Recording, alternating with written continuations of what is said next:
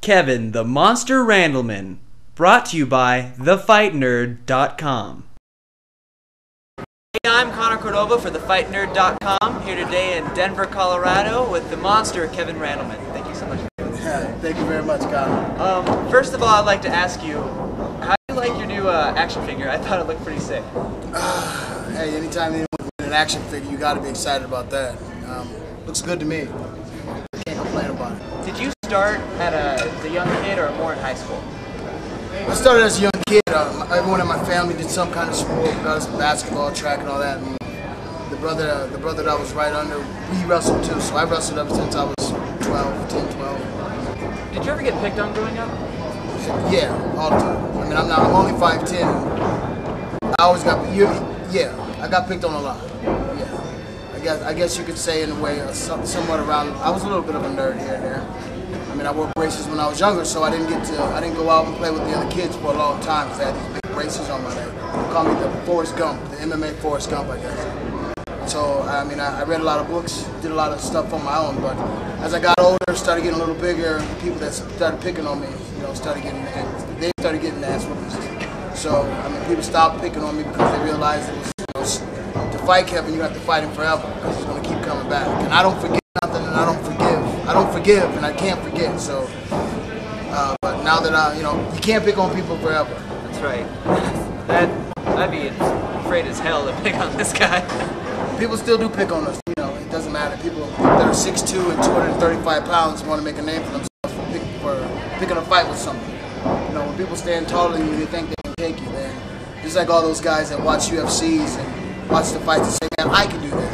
No, you can't do that. If you don't train for this, you can't do that. Get in there with a guy and he punches you in the mouth the first time.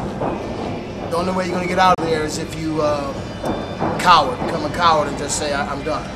And I've seen it happen. So all those people that sit on the couches and say, "Man, I could have done better than that."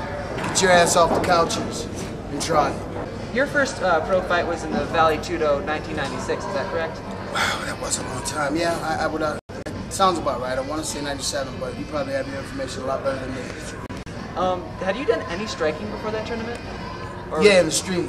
I mean, I fought in the street all the time. And Connor, I don't condone it. I don't condone street fighting, although I do have a temper. If someone messes with a friend of mine, I will kick your ass. Sure. And that's just how it is. You can throw a drink on me, and I don't care.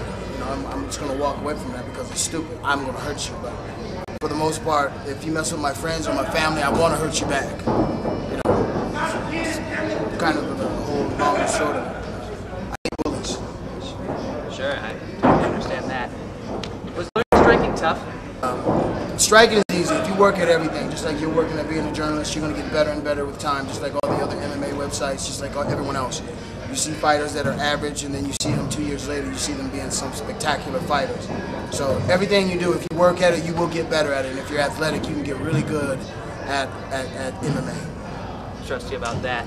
About the Valley Tudo, back in those days, what was the energy like? I imagine it being just nuts. People throwing monkeys at each other and like chairs flying through walls. I mean, it was violent. It was very violent. When we went down to Brazil, we didn't understand this Portuguese language. Excuse me. And they were crazy. Grandmothers cussing at you, throwing drinks on you. And I know some Portuguese slang and some Portuguese cuss words, so I knew what they were saying. And, they were just vicious. I mean, if you fell out the ring, they would hit you. If you fell out the ring on accident, those guys would hit you or try and break a finger or something coming in. The Valley Tudos themselves, I mean, the guys, it was just vicious. Think about, we used to fight with no gloves. This is when I was over there. So we fought with no gloves and fought 3 times in an hour. Holy crap. It's like the grandma's coming in. That is intense. Hey, and if you know Brazilians, those grandmothers are just as tough as their grandsons. Yeah. When did you start at Hammer House? When my first fight, that's when pretty much what it was. And working with Mark Coleman, being my coach and mentor for all those times, he and I are the pillars of Hammer House. And all the other guys came after me. Guys that wanted to come and train with us and stuff. That makes sense.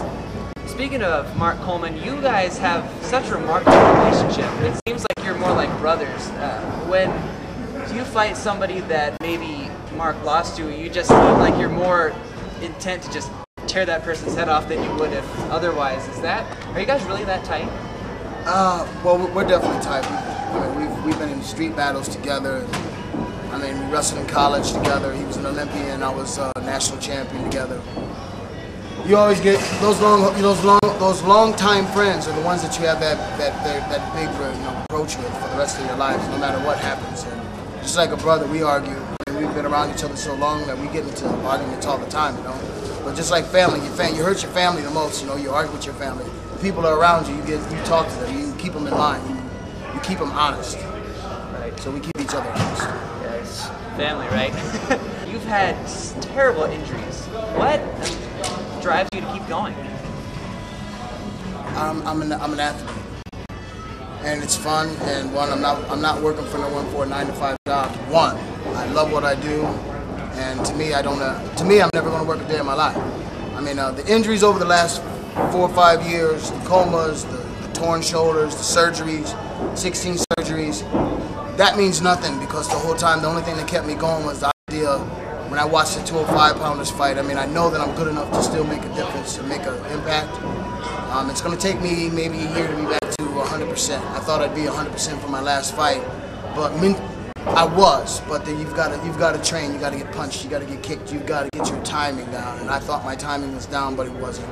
I was off a lot, and the other guy was better prepared. So it might take me 6 months. It might take me a year, but 2011, I definitely will either have a title or be fighting for a title. So you heard it here. Now, you will be cornering Mark Coleman at UFC 100. Now, I don't know. I don't know if I'm going to corner him or not. He's been training with a bunch of guys. I'll be there, but I don't know if I'm being his corner. That's up to him. But like when I'm the people that I train with, I want those guys in the corner. And Mark and I are friends, and my feelings don't get hurt with stuff like that. All I care about is the W. That's all we care about. Sure. This is going to be an historic event for the sport. Where do you see the sport going in 10 years' time? 10 years from now, man, people will be getting drafted. You'll see, because young kids are better. These young guys are very good, because when no one's teaching them how to do bad stuff. They're all teaching them how to be tough. So when you're young and you're learning how to fight, you don't mind taking a punch in the face. When you're older, people got to learn how to take punches and take the kicks and go deal with the pain. And these younger kids, they're going to be more explosive, they're faster, in better shape. And 10 years from now, football and basketball will have a new rival as far as the big money purses, because I mean, you look at it right now, there's millions. They're making 60-some million of pay-per-view.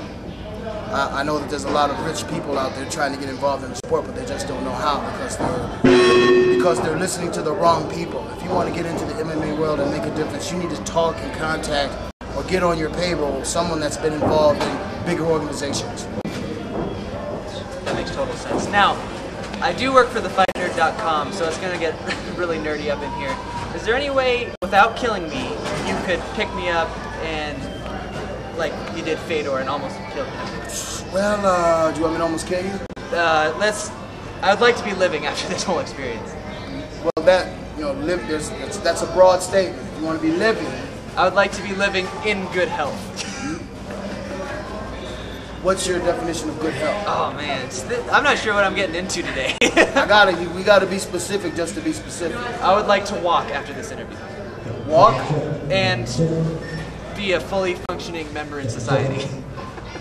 You only need your mind for that, and you don't need your 2 legs to walk. But I won't hurt your head, and I won't hurt your legs, but I see arms there. But the arms would be great too. All limbs and appendages. All limbs and appendages, okay. Good, I'm glad we got that out of the way. Hey man, I gotta make it hard for you if you're gonna make it hard for me. It's a broken hand right there, fellas. You just grab it. I'm Connor Cordova for thefightnerd.com. You stay classy, San Diego. Punches and bunches.